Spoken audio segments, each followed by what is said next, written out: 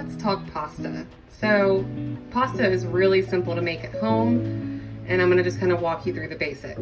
First, you need 2 cups of all-purpose flour. Typically the 00 flour is the best, but that's really hard to find, and sometimes you have to order it on Amazon. So here's my 2 cups. I use the back of the measuring cup to make my well. This is what the eggs are gonna go into.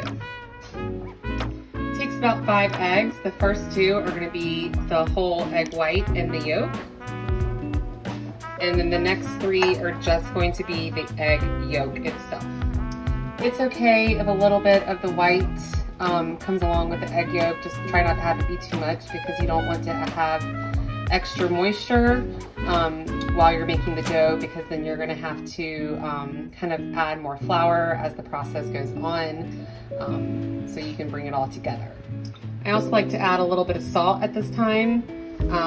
You can actually flavor your pasta dough as you get a little bit more experience. You can change the color of the dough based on how you flavor it. So you could use like a beet puree to change the dough red, or you can steam some spinach and then make it into a puree and put it in with the eggs, and that will change your dough green, and so forth and so forth. But we're just gonna do a basic egg yolk dough today.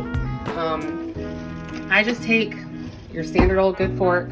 I kind of smush the yolks, and then I just start incorporating everything.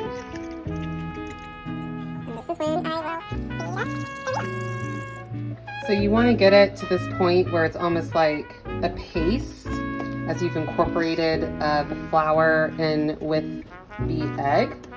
And then I just kind of take this off a little bit. You can scrape it off if you want. I use a dough scraper, and this is when I really start to get in there and incorporate it.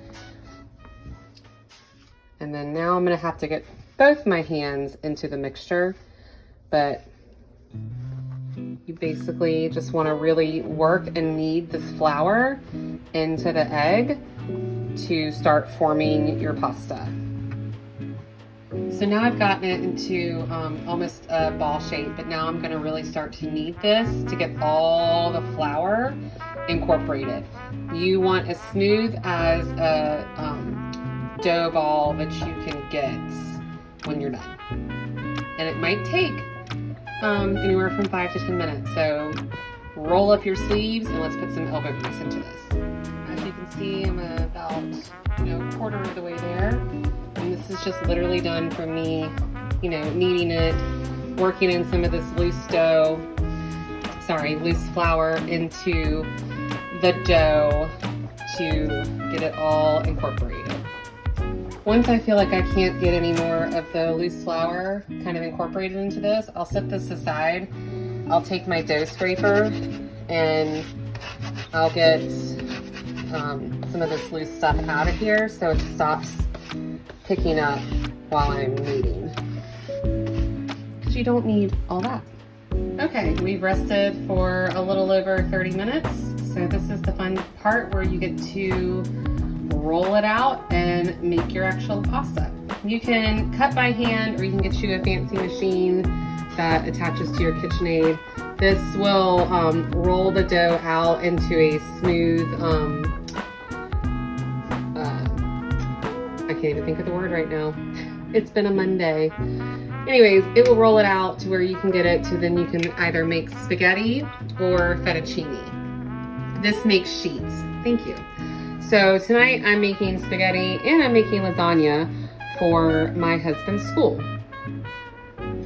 I take my bench scraper and I'm gonna cut this into 4s, and that's how I'm gonna work it. All right, so got into a pretty good point. There's still a little bit of flour I can incorporate, but I have 2 more of these to make, so I'm gonna let this one ride. But you'll kind of know when it's ready when you push in and it bounces back. If it doesn't bounce back that well, then you might want to keep kneading, which this one's doing pretty good. It's kind of coming back.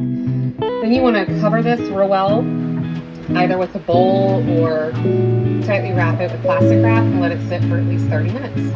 All right, have my fours. I'm going to take these away. And while that's resting to the side, I'm still going to keep it covered so the dough does not dry out. Now I'm going to take my rolling pin and I'm going to roll this out to probably about a 1 to 2 inch thickness so it can go through the machine.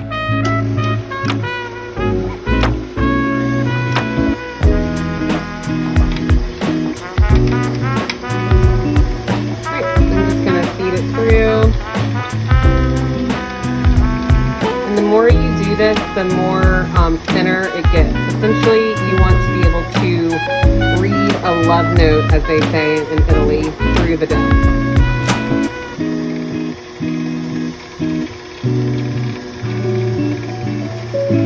So on this machine, it has different numbers for the levels of how close this will smooth it out. So every time I run it through, I move up a notch. So now I'm going to be on number 2.